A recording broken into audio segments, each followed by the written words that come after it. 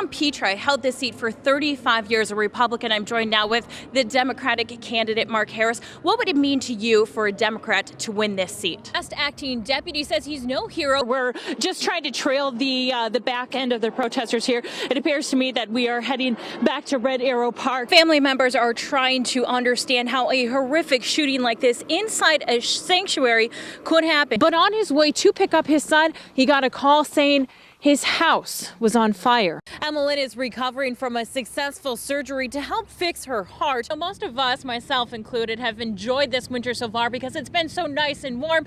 Not these guys. They're excited that it's finally snowed. They are finding a handful of problems, mostly with absentee ballot. Earlier today, the snow was just perfect for making snowballs and has certified historic 6 recall elections. Just a couple of weeks ago, the race looked like a dead heat. Lacey Crisp, today's TMJ4.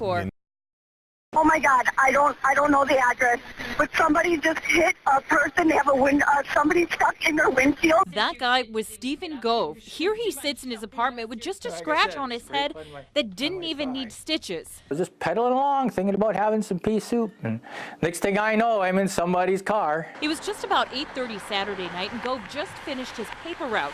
He didn't hear the car coming up behind him, and even though Gove was wearing the safety vest, the driver hit him. Gove blacked out for a moment after the impact, and when he woke up, he was inside the car.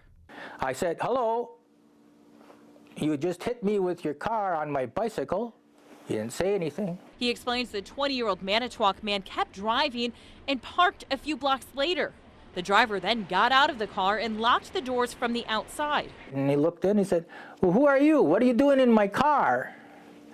I said, I told you, I'm the guy that you hit on the bicycle. Gove is just as surprised as the rest of us that he's sitting here telling his story. God's watching out for me. Thankful as he is, he doesn't hate the driver who hit him. No ill will towards him at all? No, not at all. No, I don't feel any ill will toward him. Gove tells me he feels extremely lucky, and now he's in the search for a new bike so he can continue doing his paper delivery route. In Manitowoc, Lacey Crisp, today's TMJ4. We're all set up here, ready to go in Oshkosh, waiting for polls to close. Now, one Republican, Tom Petri, has held this seat for 35 years. Mark Harris is hoping it's the Democrats' turn. Hi, will you be voting today? Winnebago County Executive Mark Harris. Hi, I'm Mark Harris. I'm running for Congress. I'd love your vote. Is taking advantage of every minute left before the polls close. Have you both voted already? Yeah. Can I give you a card? Running to catch as many votes before time runs out. I've got some of my accomplishments as county executive on one side and my goals for Congress on the other. He knows it's an uphill battle for this Republican-leaning district. They really have been elected people from the middle of the political spectrum and not from the far right. He's hoping to rally the base in Oshkosh, where he's been on the city council, mayor, and the county executive for years. It's probably one of the places where you might have people going to vote in the governor's race that haven't really thought about the congressional race. And Harris knows it will be a tough fight for him. Mitt Romney won this district by 7 points in 2012. Now, my colleague Tom Murray spent the day with the Republican candidate. Tom? Spencer Coggs is just starting to learn the ropes and the phones at City Hall. Or maybe, wait a minute, let me try.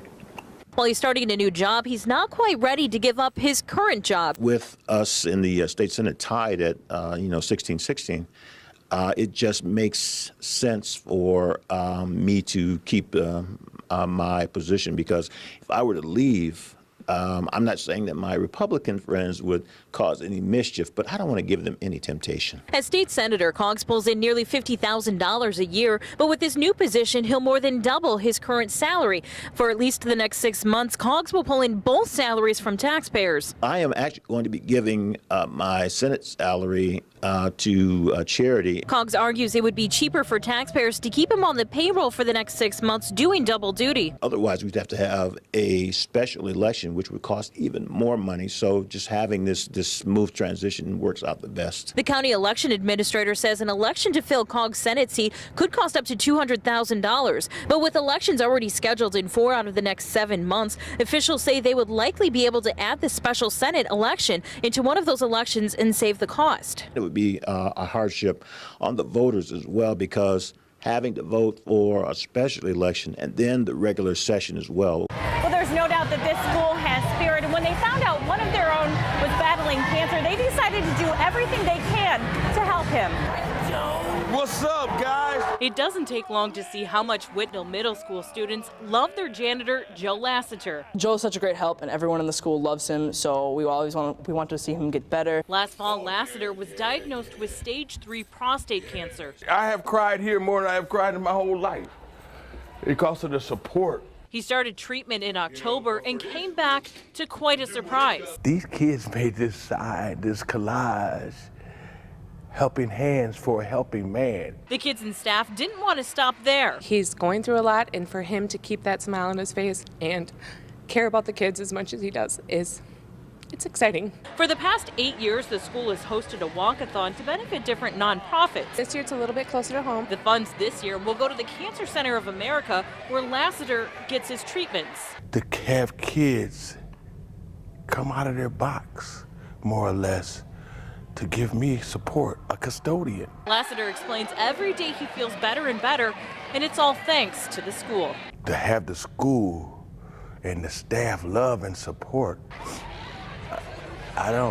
it's just hard to describe. And their goal is to raise $5,000. The walkathon will happen on May 30th. Reporting in Greenfield, Lacey Crisp, today's TMJ4. We're just trying to jump up as the group started moving. There was definitely a tone, and Mike, you asked me to ask Efren that very question, whether they condoned going out onto the freeway.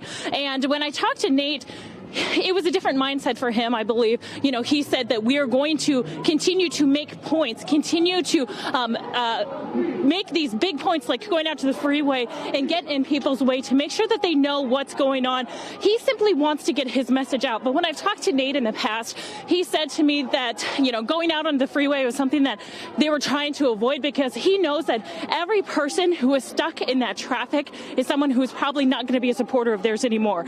So, something had to have happened Friday for them, for the family, for Nate and Maria to go ahead and go out with the rest of the protesters out onto the freeway.